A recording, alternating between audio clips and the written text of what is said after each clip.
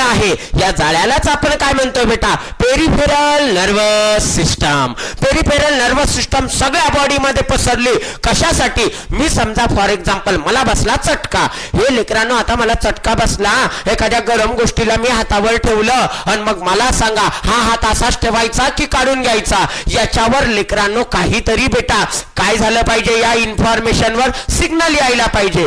पण हे मला चटका बसला हे सिग्नल मला कोणाला, सेंट्रल नर्वस सिस्टमला पाठवायचं जर असलं तर मला कोणाची मदत घ्यावं लागते, तर पेरिफेरल नर्वस सिस्टमची मदत घ्यावी लागते. मग पेरिफेरल नर्वस सिस्टम म्हणजे काय, नेटवर्क ऑफ नर्व. कोणाचं आहे बेटा, नेटवर्क ऑफ नर्व. काय आहे हे नेटवर्क ऑफ नर्व. पण तो काय करतोय लेकरांनो, तर तो करतोय लेकरांनो कोणाला connect, which connect the central nervous system to the rest of body. आलं लक्षात बेटा, या सेंट्रल या रेस्ट ऑफ बॉडीला सेंट्रल नर्वस